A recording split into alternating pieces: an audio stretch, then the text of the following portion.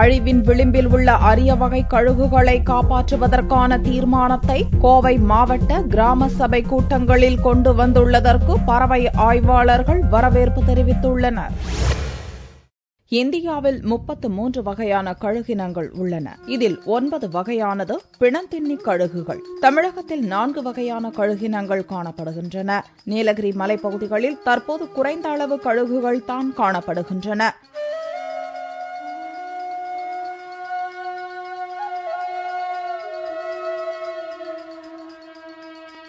பழங்குடியினர் கழுகுகளை பாரு என்று அழைக்கின்றனர். இந்த பெயர்தான் சங்க இலக்கியத்திலும் இடம்பெற்றுள்ளன. திபெத்திய பார்சி இன மக்கள் தங்கள் கலாச்சாரப்படி இறந்தவர்களை புதைக்கவோ எரிக்கவோ செய்யாமல் கழுகுகளுக்கு இரையாக கொடுத்து விடுவர். கழுகினங்கள் அழிந்து வருவதால் பார்சி இன மக்கள் தங்கள் கலாச்சாரப்படி சடங்கு செய்ய முடியாமல் தவித்து வருகின்றனர். பறவை ஆய்வாளர்களும் கழுகின் அருமை பெருமைகளை பட்டியலிடுகின்றனர். இறந்ததை தின்று இருப்பவற்றை காக்கும் ஒரு அரிய செயலை செஞ்சுக்கிட்டு இருக்கு. நம்ம வீட்டில் ஒரு எலி செத்து கிடந்தால் நம்ம அதோடைய நாத்தம் தாங்க முடியாமல் எவ்வளோ தவிக்கிறோம். அதை எடுத்து போடாமல் நம்ம வீட்டுக்குள்ளே இருக்க முடியாது. அதே காட்டில் ஒரு யானை செத்து போச்சுன்னா அதை எடுத்து போடுறது யார், அதை சுத்தப்படுத்துறது யார், அந்த வேலைகளை தான் அந்த கழுகு என்ற பறவை செஞ்சுக்கிட்டு இருக்கு. இந்த பறவை இப்போ மிக சொற்ப எண்ணிக்கையில் விரல் விட்டு எண்ணக்கூடிய அளவில் சுருங்கி கோவை மாவட்டத்தை ஒட்டி உள்ள காட்டுப்பகுதியில் மட்டும் தஞ்சம் அடைஞ்சிருக்கு.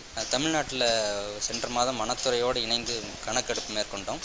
அது தமிழ்நாடு மட்டும் இல்லை, பக்கத்தில் உள்ள கேரளா, கர்நாடகாவிலையும் அதே டைமில் நடத்தினோம். தமிழ்நாட்டில் 135 பதிவாச்சு. கர்நாடகாவில் பக்கத்தில் உள்ள பந்திப்பூரில் 1 கூட பதிவாகலை. வயநாட்டில் 7 பதிவு பண்ணாங்க அதே தேதியில். தற்போது தமிழ்நாட்டில் மாயாறு பள்ளத்தாக்கில் மட்டும் பார்க்கலுகளானது காணப்படுகிறது.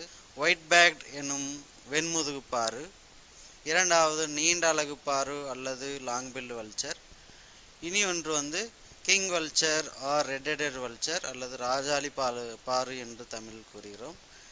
இனி ஒன்று மஞ்சள் திருடி பாரு அல்லது மஞ்சள் பூசி பாரு, ஆங்கிலத்தில் இதை எஜிப்சியன் வல்ச்சர் என்று அழைக்கிறார்கள். இந்த 4 வகை பாருக்களும் தற்போது மாயாறு பள்ளத்தாக்கில் மட்டுமே காணப்படுகிறது. கடந்த 30 ஆண்டுகளுக்கு முன்னர் ஆயிரக்கணக்கில் வாழ்ந்து வந்த கழுகுகளை இன்று பார்க்க முடியவில்லை. கால்நடைகளுக்கு போடப்படும் வலி நீக்கி மருந்துதான் கழுகினங்கள் அழிய காரணம் என்று பறவை ஆய்வாளர்கள் தெரிவித்தனர். டைக்ளோபினாக் இன்ஜெக்ஷன் போடப்பட்ட கால்நடை மாமிசத்தை உண்ட பின்பு அதனுடைய உடலில் சிறுநீரகத்தில் யூரிக் ஆசிட் டெபாசிஷன் அல்லது யூரிக் அமில படிவுகளை ஏற்படுத்தி பாருக்கல்லுகள் சாவை தழுவின.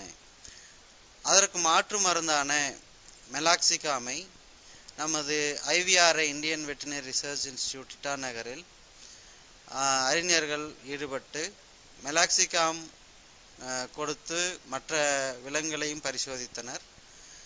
அது வல்ச்சர்ஸ் மற்ற பறவைகளை ஒன்றும் செய்யவில்லை. ஆகவே இந்த மெலாக்சிகாமானது வல்ச்சர்களுக்கு கேடு விளைவிக்காத மருந்தாக கருது.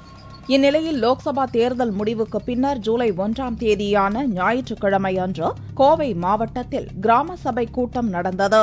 இக்கூட்டத்தில் கழுகுகளை அழிவிலிருந்து பாதுகாக்க வேண்டும் என்று மாவட்ட கலெக்டர் அர்ச்சனா பட்நாயக் உத்தரவின் பேரில் தீர்மானம் நிறைவேற்றப்பட்டுள்ளது.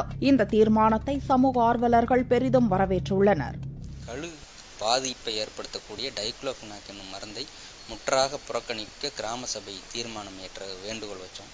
அதை இன்னைக்கு அந்த ஒரு முக்கியத்துவம் வாய்ந்த நிகழ்வு இன்னைக்கு எல்லா கிராம சபையிலையும் நிறைவேறவிருக்கு. இது உண்மையிலே ஒரு சர்வதேச முக்கியத்துவம் வாய்ந்தது. ஒரு கிராம சபையில் அதுவும் ஒரே சமயத்தில் எல்லா கிராம சபையிலையும் ஒரு கழுகினம் ஒரு உயிரினத்தை பாதுகாக்கிறதுக்காக முன் வந்திருக்கிறதுக்கு நாங்கள் எங்களுடைய அர்லங் சார்பாக நன்றியை தெரிவித்துக் கொள்கிறோம். இந்தியாவில் இந்த மாதிரி முயற்சி யாரும் எடுக்கலை.